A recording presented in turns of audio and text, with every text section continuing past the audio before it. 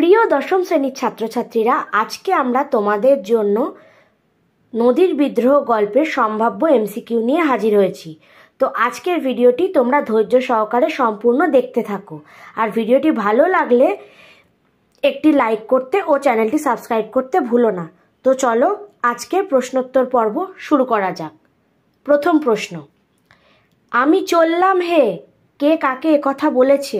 উত্তর, মানিক বন্দ্যোপাধ্যায় নদীর বিদ্রোহ গল্পে স্টেশন মাস্টার নদের চাঁদ 4:45 প্যাসেঞ্জার ট্রেনটি রওনা করিয়ে তার সহকারীকে কর্তব্যভার বোঝানোর সময় এই কথা বলেছে।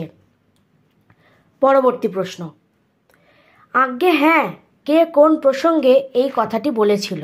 উত্তর, নদীর বিদ্রোহ গল্পে স্টেশন মাস্টার নদের চাঁদ 4:45 প্যাসেঞ্জার ট্রেনটিকে পাশ করিয়ে নতুন সহকারীকে তার দায়িত্ব বুঝিয়ে চলে যাবার কথা জানায়। উত্তরে সহকারী সম্মতিসূচক উক্তিটি করে। পরবর্তী প্রশ্ন, আজ্ঞে না, বক্তার এই কথাটি বলার প্রসঙ্গ উল্লেখ করো। উত্তর, নদের চাঁদ বিকেলের প্যাসেঞ্জার ট্রেনটিকে পাশ করিয়ে দায়িত্ব বুঝিয়ে দিয়ে বাড়ির উদ্দেশ্যে রওনা হওয়ার সময় সহকারীকে বৃষ্টির সম্ভাবনা আছে কিনা জিজ্ঞাসা করলে সহকারী উক্তিটি করেন। পরবর্তী প্রশ্ন, 5 দিন নদীকে দেখা হয় নাই, এই উদ্ধৃতিটির মধ্য দিয়ে নদের চাঁদের যে আন্তরিক আকুতি ফুটে উঠেছে তার পরিচয় দাও। উত্তর, নদের চাঁদের ছোট থেকেই নদীর প্রতি বড় টান। 5 দিন অবিশ্রান্ত বৃষ্টির জন্য সে নদীর কাছে যেতে পারেনি, তাই বৃষ্টি থামতেই নদীকে দেখার জন্য সে উৎসুক হয়ে উঠল। পরবর্তী প্রশ্ন, নদের চাঁদ ছেলে মানুষের মতো ঔৎসুক্য বোধ করিতে লাগিল, ছেলে মানুষের মতো বলার কারণ কি? উত্তর, নদীর বিদ্রোহ গল্পে অবিশ্রান্ত বৃষ্টির কারণে নদীকে দেখতে না পেয়ে নদের চাঁদের মধ্যে যে আকুলতা সৃষ্টি হয়েছিল তা সাধারণত কোনো প্রাপ্তবয়স্ক মানুষের মধ্যে দেখা যায় না। এই আগ্রহ বা ঔৎসুক্য বোধকেই ছেলে মানুষের মতো বলা হয়েছে। পরবর্তী প্রশ্ন, কিছুক্ষণ নদীকে না দেখিলে সে বাঁচিবে না, কথা বলার কারণ কি? উত্তর, এ কথার মধ্য দিয়ে নদের চাঁদের সঙ্গে নদীর গভীর বন্ধুত্বকে বোঝানো হয়েছে। একটানা 5 দিন বৃষ্টির পরে নদীকে দেখার জন্য তার মধ্যেকার আকুলতাকে প্রকাশ করেছে এই উদ্ধৃতি। পরবর্তী প্রশ্ন, তা হোক, কি হওয়ার কথা বলা হয়েছে? উত্তর, তা হোক শব্দটির সাহায্যে বৃষ্টির পূর্বাভাসকে উপেক্ষা করাকে বোঝানো হয়েছে। 5 দিন অবিশ্রান্ত বর্ষণের শেষে নদীকে দেখার সুযোগ নদের চাঁদ কোনো মতেই হাতছাড়া করতে চায় না। পরবর্তী প্রশ্ন, রেলের উঁচু বাঁধ ধরিয়া হাঁটিতে হাঁটতে নদের চাঁদ কি ভাবছিল? উত্তর, 5 দিন অবিশ্রান্ত বৃষ্টির ফলে নদের চাঁদের নদী দেখা হয়নি। বৃষ্টি থামলে নদীকে দেখতে যাওয়ার সময় দুদিকের মাঠঘাট দেখে সে বর্ষণপুষ্ট নদীর পরিপূর্ণ রূপের কথা ভাবছিল।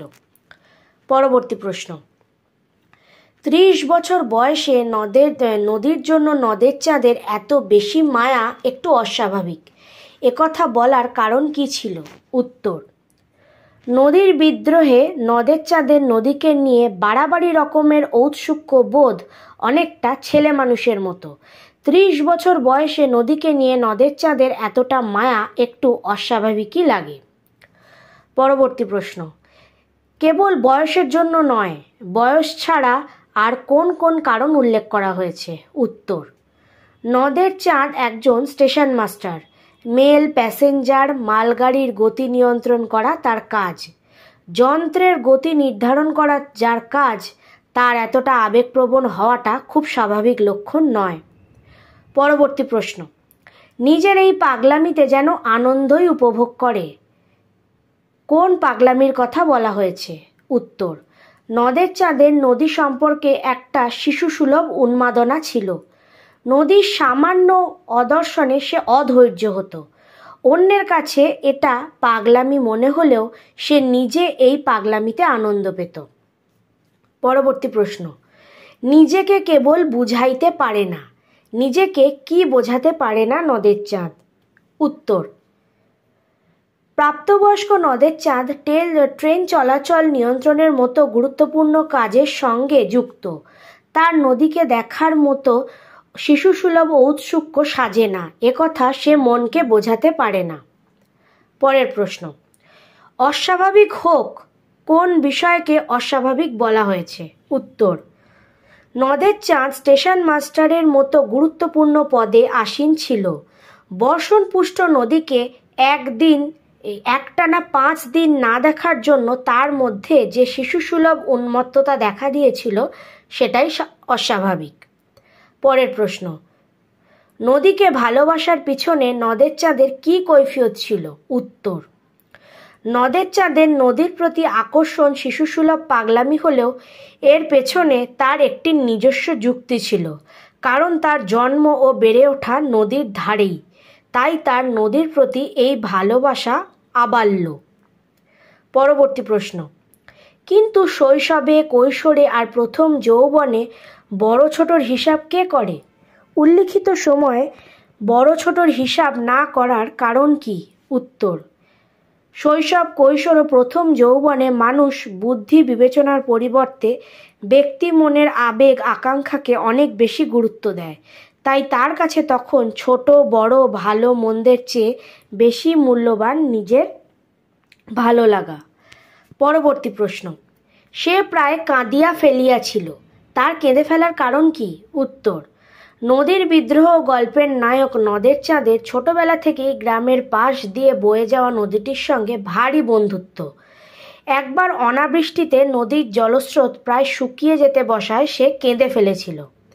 পরের প্রশ্ন, অসুস্থ দুর্বল আত্মীয়ার মতোই তার মমতা পাইয়াছিল, কাকে কেন অসুস্থ দুর্বল আত্মীয়া বলা হয়েছে? উত্তর, নদের চাঁদ যে নদীর ধারে জন্মেছে বড় হয়েছে, যাকে ভালোবেসেছে, সেই নদীটি বর্ষণপুষ্ট নদীর মতো বড় ছিল না। ক্ষীণ স্রোতার নদীটি নদের চাঁদের কাছে ছিল অসুস্থ দুর্বল আত্মীয়ার মতো। পরবর্তী প্রশ্নে যাওয়ার আগে তোমাদের কিছু কথা বলি। তোমাদের ভিডিও কেমন লাগছে আমাদের অবশ্যই কমেন্টের মাধ্যমে জানাও। তোমরা আর কোন কোন বিষয়ের ওপর ভিডিও চাইছো সেটাও আমাদের জানাতে পারো। আমরা চেষ্টা করব এরপর সেই সব বিষয়ের ওপর ভিডিও নিয়ে আসার। তো চলো আবার প্রশ্নোত্তর পর্বে ফেরা যাক। পরবর্তী প্রশ্ন, মানুষ যেমন কাঁদে, কে কেন কেঁদেছিল? উত্তর, পরমাত্মীয়কে দুরারোগ্য রোগে মারা যেতে দেখলে মানুষ যেমন কাঁদে, নদের চাঁদও অনাবৃষ্টিতে তার গ্রামের ক্ষীণস্রোতা নদীটিকে শুকিয়ে যেতে দেখে তেমনই কেঁদে ফেলেছিল। পরবর্তী প্রশ্ন, চিরদিন নদীকে সে ভালোবাসিয়াছে, নদীকে ভালোবাসার মধ্য দিয়ে নদের চাঁদের চরিত্রের কোন দিকটি প্রকাশিত? উত্তর, 30 বছর বয়সী নদের চাঁদের নদীর প্রতি তীব্র ভালোবাসা অস্বাভাবিক হলেও নদের চাঁদ প্রকৃতিপ্রেমী ও আবেগপ্রবণ, তাই সংবেদনশীল শিল্পী চরিত্রদের মতোই সে নদীকে ভালোবেসেছে। পরবর্তী প্রশ্ন, নদীর পঙ্কিল জলস্রোতে সে চাঞ্চল্য দেখিয়া গিয়াছে, এই চাঞ্চল্যের স্বরূপ কি ছিল? উত্তর, নদের চাঁদ বর্ষণপুষ্ট নদীর পঙ্কিল জলস্রোতের চাঞ্চল্য দেখেই বুঝেছিল সারা বছরের ক্ষীণস্রোতা নদীটির বর্ষার জলে পরিপূর্ণতার কাহিনী যেন তার চাঞ্চল্যের মধ্য দিয়ে প্রকাশিত হচ্ছিল।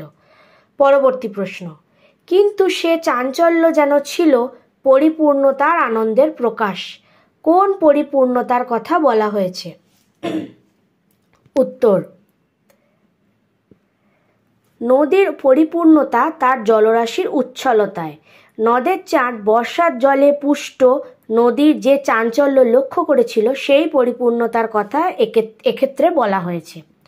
পরবর্তী প্রশ্ন, আজ যেন সেই নদী খেপিয়ে গিয়াছে, কোন নদীর কথা বলা হয়েছে? উত্তর, নদীর বিদ্রোহ গল্পের নায়ক নদের চাঁদের কর্মস্থল থেকে মাইল খানেক দূরে তার প্রিয় নদীটি অবস্থিত ছিল, এখানে সেই নদীটির কথা বলা হয়েছে। পরবর্তী প্রশ্ন, আজ যেন সেই নদী খেপিয়া গিয়াছে, নদীর খেপে যাওয়ার কারণ কি? উত্তর, নদীর বিদ্রোহ গল্পে সারা বছর জলাভাবে ভুগতে থাকা ক্ষীণস্রোতা নদীটি একটানা 5 দিনের বৃষ্টিতে ফুলে ফেঁপে উঠেছিল। এটাই নদীর ক্ষেপে যাওয়ার কারণ। পরের প্রশ্ন, নদের চাঁদ একটি সংকীর্ণ ক্ষীণস্রোতা নদীর কথা ভাবিতেছিল। কোন নদীর কথা বলা হয়েছে? উত্তর, নদের চাঁদ তার কর্মস্থলের অনতি দূরে 4 বছর ধরে একটি ক্ষীণস্রোতা নদীকে দেখে আসছে। টানা 5 দিনের বৃষ্টিতে সেই নদী ফুলে ফেঁপে উঠলেও দাঁড়িয়ে সে সেই ক্ষীণস্রোতা নদীটির কথাই ভাবছিল। পরবর্তী প্রশ্ন, তার 4 বছরের চেনা এই নদীর মূর্তিকে তাই যেন আরও বেশি ভয়ঙ্কর, আরও বেশি অপরিচিত মনে হইল। তাৎপর্য বিশ্লেষণ করো। উত্তর, নদের চাঁদের কর্মক্ষেত্রের পাশ দিয়ে প্রবাহিত ক্ষীণস্রোতা নদীটিকে সে প্রতিদিন দেখত। 5 দিন অবিশ্রান্ত বর্ষণে সে নদীর জল ফুলে ফেঁপে ভয়ঙ্কর রূপ ধারণ করলে 4 বছরের চেনা নদীটিকে নদের চাঁদের অচেনা লাগে। পরবর্তী প্রশ্ন, সে নদীকে প্রতিদিন দেখে, সে কে? সে কোন নদীকে কেন দেখে? উত্তর, সে হলো মানিক বন্দ্যোপাধ্যায়ের নদীর বিদ্রোহ গল্পের কেন্দ্রীয় চরিত্র নদের চাঁদ। নদের চাঁদ তার কর্মক্ষেত্র থেকে মাইলখানেক দূরের নদীটিকে প্রতিদিন দেখত, কারণ এমনই এক নদীর ধারে তার শৈশব কেটেছিল। পরবর্তী প্রশ্ন, আজও সে সেইখানে গিয়া বসিল। কে কোথায় গিয়ে বসল? উত্তর, স্টেশন মাস্টার নদের চাঁদের তার কাজের অবসরে কর্মক্ষেত্র থেকে মাইলখানেক দূরে নদীর উপরকার ব্রিজের মাঝামাঝি ধারক স্তম্ভের শেষ প্রান্তে এসে বসল। পরবর্তী প্রশ্ন, ধারক স্তম্ভের শেষ প্রান্তে বসিয়া সে প্রতিদিন নদীকে দেখে। তার প্রতিদিন নদীকে দেখার কারণ কি? উত্তর, নদের চাঁদের নদীর সঙ্গে সখ্য ছোটবেলার, তার গ্রামে থাকাকালীন। কর্মস্থলে এসেও সে তা ভুলতে পারেনি, তাই নদীকে সে প্রতিদিন না দেখে থাকতে পারত না। পরবর্তী প্রশ্ন, আজও সে সেইখানে গিয়া বসিল। আজও বলার কারণ কি? উত্তর, নদীর প্রতি অমোঘ আকর্ষণে নদের চাঁদ প্রতিদিন নদীকে দেখতে পেত। 5 দিন অবিশ্রান্ত বৃষ্টিতে তাতে ছেদ পড়ে। 6ষ্ঠ দিনে বৃষ্টি কমলে সে আবার সেই একই জায়গায় গিয়ে বসে। আজ বলতে উক্ত দিনটিকে বোঝানো হয়েছে। পরবর্তী প্রশ্ন, মনে হয় ইচ্ছা করিলে। কোন ইচ্ছার কথা বলা হয়েছে? উত্তর, বৃষ্টি শেষে নদীর ধারক স্তম্ভে বসে নদের চাঁদ নদীকে দেখছিল। নদীর জলরাশি মাঝে মাঝে ফুলে ফেঁপে উঠছিল। সেই ফুলে ফেঁপে ওঠা জলরাশিকে স্পর্শ করার ইচ্ছের কথা বলা হয়েছে। পরবর্তী প্রশ্ন, এত উঁচুতে জল উঠিয়া আসিয়াছে যে জল উঁচুতে উঠে এসেছে কেন?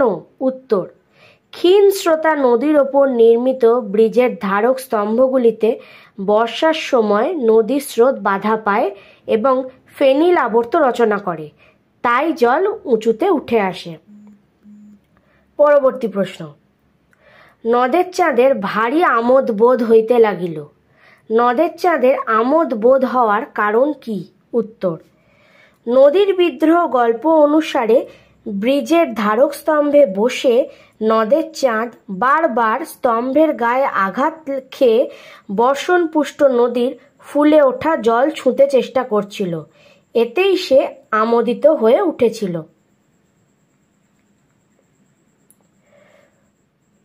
তো আজকের ভিডিওটি এ পর্যন্তই ছিল। ভিডিওটি ভালো লাগলে তোমাদের বন্ধুবান্ধবদের সাথে শেয়ার করতে ভুলো না। আর এরকমই ভিডিও পাওয়ার জন্য আমাদের চ্যানেলটি অবশ্যই সাবস্ক্রাইব